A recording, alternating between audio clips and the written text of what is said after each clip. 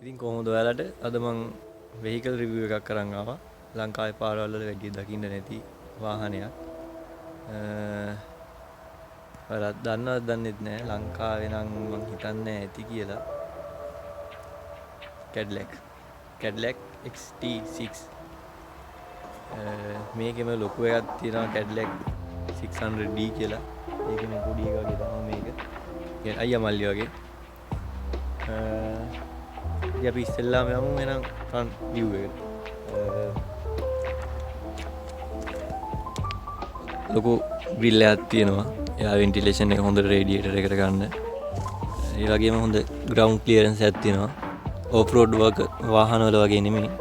සාමාන්‍ය SUV type එකට හරියන්න හොඳ ග්‍රවුන්ඩ් ක්ලියරන්ස් එකක් තියෙනවා. හෙඩ් ලයිට් එක LED ස්කූප් ලයිට් තුනක් තියෙන්නේ.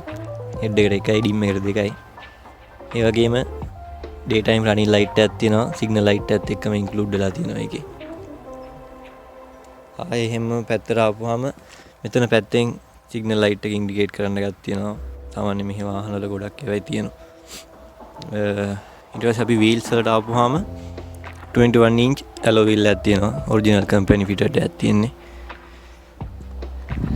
265යි 45 ටයර් එකක් තියෙන්නේ ඕල් සීසන් ටයර් එකක්. මෙතනත් ඔයගලන්ට බලා ගන්න පුළුවන් Cadillac ඒගොල්ලන්ගේ ලාංඡනය ගහලා තියෙනවා. මේ තියෙන්නේ මොඩල් එක XT6 කියලා. මේක තමයි ඒගොල්ලන්ගේ මොඩල් එක. ඒ වගේම මෙතෙන් දාපුවාම 360 view බලන්න පුළුවන්. මෙතන කැමරා එකක් තියෙනවා. එහා පැත්තේ මිරර් එකේ කැමරා එකක් තියෙනවා. ඉස්සරහත් කැමරා එකක් තියෙනවා. පිටිපස්සෙත් කැමරා එකක් තියෙනවා. වින්කර් මිරර් දීලා තියෙනවා. ඒ ඔප්ෂන් එක තියෙනවා. එහෙම පිටිපස්සට ආපුවාම මෙතන ෆුවල් කැප් එක පේන්න තියෙනවා.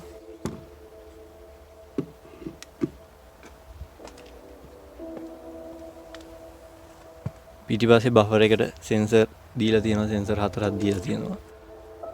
ඒ වගේම මේකේ බ්‍රේක් එන්නේ ඩිස්ක් බ්‍රේක් එන්නේ. all 4 wheel ඩිස්ක් බ්‍රේක් එන්නේ. එහෙම අපි පිටිපස්සට ආපුවාම මෙතනත් ඒගොල්ලන්ගේ මොඩල් එක ගහලා තියෙනවා XT6 කියලා. මේක all wheel drive එකක්. 2 wheel drive එකකුත් එනවා. front wheel විතරක්. මේක all wheel drive එකක්.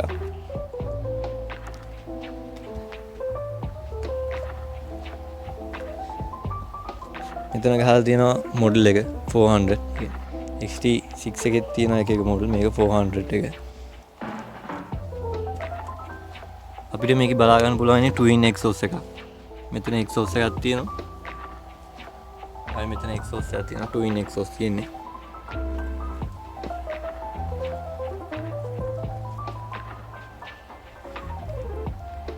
ඔහොමම අපි යමු එන engine compartment එකට. ඒක කොහොමද කියලා බලන්න.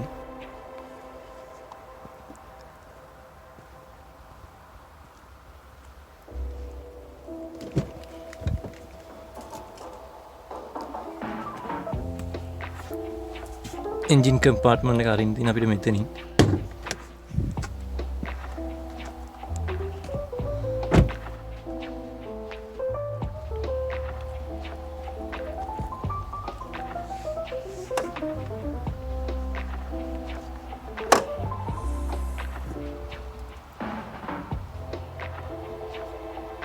මේක අපිට බලා ගන්න පුළුවන් V6 එන්ජින් එකක් තියෙන්නේ. මේක එනවා තව inline 4 එන්ජින් එකක්. ඒක ඉන්නේ front wheel drive වලට. මේක V6 3.2 liter එන්ජින් එකක් තියෙන්නේ මේක මම මතක විදියට. මේක all wheel drive හින්දා තමයි මෙහෙම ලොකු එන්ජින් එකක් කියලා තියෙන්නේ.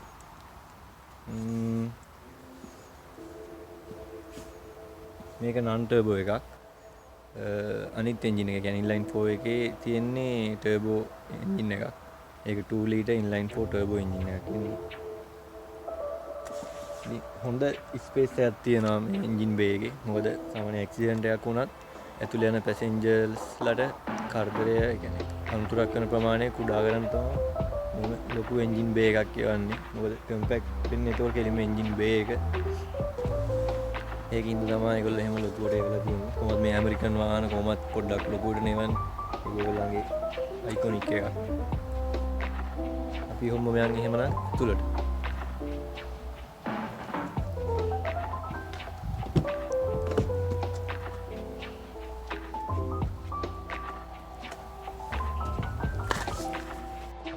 මුලින්ම පටන් ගමු ස්ටීරින් වීල් එකෙන්. ස්ටීරින් වීල් එකේ තියෙනවා dual side multi functional steering wheel එකක් තියෙන්නේ. ට්‍රිප්ටොනික් ගියර් සිස්ටම් එකක් තියෙනවා. මේක ඔටෝමැටික් ගියර් තියෙන්නේ. ට්‍රිප්ටොනික් ගියර් සිස්ටම් එකක් තියෙනවා. 9 ස්පීඩ් ඔටෝමැටික් ට්‍රාන්ස්මිෂන් එකක් තියෙන්නේ මේකේ. ඊට පස්සේ මීටර් ක්ලස්ටර් එකට ගියාම ඇනලොග් සහ ඩිජිටල් කම්බයින්ඩ් වෙච්ච එකක් මීටර් ක්ලස්ටර් එකක් තියෙන්නේ අපිට. මේ පැත්තෙන් RPM එක තියෙනවා. මේ පැත්තෙන් ස්පීඩෝමීටර් එක තියෙනවා. පැයට සැතපුම් 260ක් වෙනකන් තියෙනවා. මේගොල්ලන්ගේ පැයට කිලෝමීටර් නෙමෙයි තියෙන්නේ, පැයට සැතපුම් තියෙන්නේ. එහෙමම අපි මේ පැත්තට යනකොට මෙතන තියෙන එන්ජින් ස්ටොප් ෆන්ක්ෂන් එක ස්ටාර්ට් තියෙන්නේ.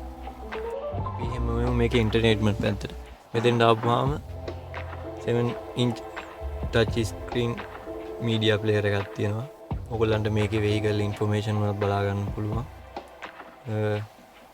මැදින් හොඳ air ventilation දෙකක් තියෙනවා, AC cowlings දෙකක්.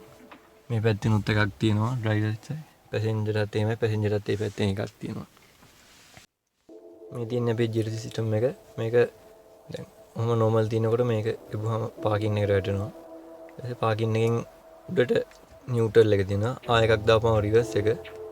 එහෙමම ආයෙ පල්ලෙහාට ආපුවම නිව්ට්‍රල් එක. ඊට පස්සේ ආයෙ පාකින් නැහැ, කෙලින්ම D එකට. D එකෙන් තමයි මැනුවල් ඔටෝ සිලෙක්ට් කරගන්න තියෙන්නේ අපිට. අපිට මෙතන තියෙනවා කප් හෝල්ඩර්ස් දෙකක්. ඩ්‍රයිවර්ටයි පැසෙන්ජර්ටයි දෙකක් තියෙනවා මෙතන. ඒක අපිට අවශ්‍ය නම් ඇරලා තිබ්බේ, නැත්නම් ඒක යූස් කරන්න නැත්නම් ඒක අපිට කොහොම වාලා තිබ්බේ හැකි. මෙතෙන් දාපුවාම තියෙනවා ස්ටියරින් වීල් එකේ වගේම එන්ටර්ටේන්මන්ට් සිස්ටම් එක ෆන්ක්ෂන් කරන්න පුළුවන් බටන්ස් ටික. ඊට පස්සේ ආයෙ මෙතෙන් දාපුවම මෙතන තියෙන ආම්රෙස්ට් එකක්. ආම්රෙස්ට් එක ඕපන් කරපුවාම අපිට එතනක් තියෙනවා පොඩි ස්පේස් එකක්, තමන්ගේ පොඩි බඩු ටිකක් දාගන්න පුළුවන් ඒකටත්. මෙතන තියෙනවා SD කාඩ් එකක් ඉන්සර්ට් කරන්න පුළුවන් අපිට. Type C output එකක් තියෙනවා. ඒ වගේම USB A output එකක් තියෙනවා.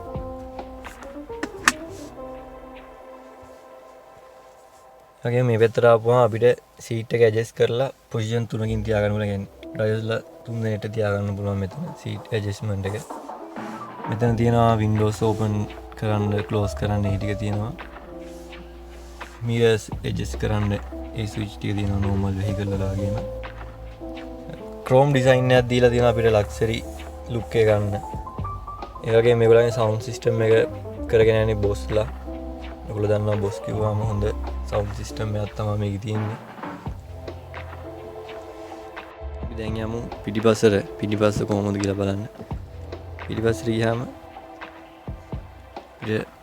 මෙහෙම මෙතන 3 දෙනෙක්ට පැසෙන්ජර්ස්ලා 3 දෙනෙක්ට යන්න පුළුවන් සීට් එකක් තියෙනවා. ඒ වගේම පිටිපස්සේ දෙන්නෙක්ට ගියාකි සාමාන්‍යයෙන් ලොකු සයිස් එකේ දෙන්නෙක්ට යන්න අමාරුයි. සාමාන්‍ය සයිස් එකේ මං වගේ දෙන්නෙක්ට නම් ගියාකි ඇත්තටම. ඊට පස්සේ අපිට මෙතනින් මේ සීට් එක කඩන්න පුළුවන්. මේක අල්ලපුවාම මේ සීට් එක ඉස්සරහට එනවා. මේ සීට් එක කොහොම කඩන්න පුළුවන්. එහා පැත්තක ඊට වැඩිය මේවා කරන්න පුළුවන්. මොකද පිටිපස්සට යන්න ඉඩ තියෙන්නේ එහා පැත්තෙන් තමයි. අපි ඒකත් ගිහලා බලමු.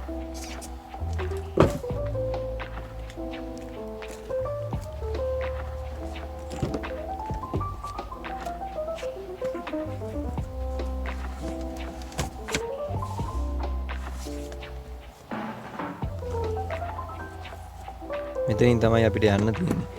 ඉතින් එන්න නම් අමාරුයි. අමාරු වුණාට හරි.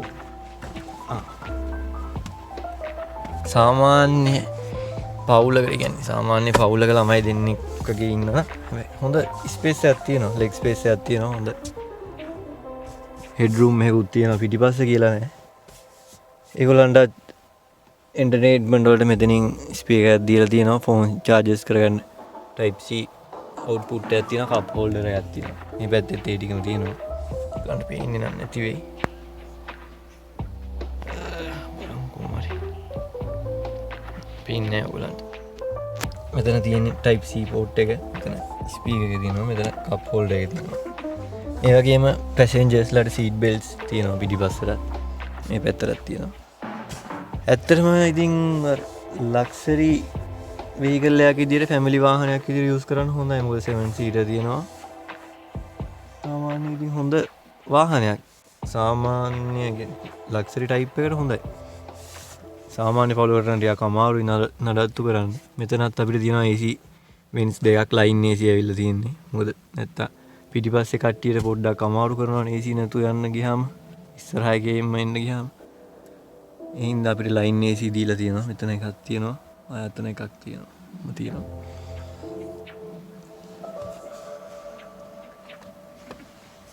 අපිට මේක 7 සීටර් හින්දා පිටිපස්සේ ස්ටෝරේජ් කැපැසිටි එක ටිකක් ඇත්තටම අඩුයි.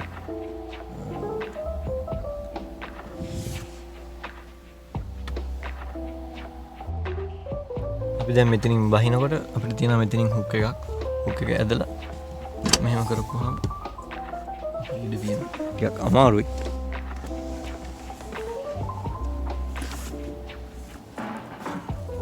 මම තමයි තියෙන්නේ.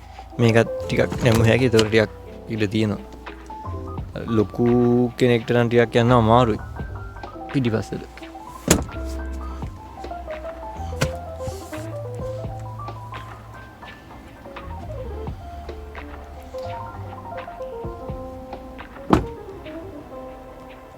එහෙනම් අදට වෙහිකල් රිවිව් එක ඉවරයි. අපි එහෙනම් අලුත් වෙහිකල් එකකින් අලුත් රිවිව් එකකින් හම්බෙමු. බයි.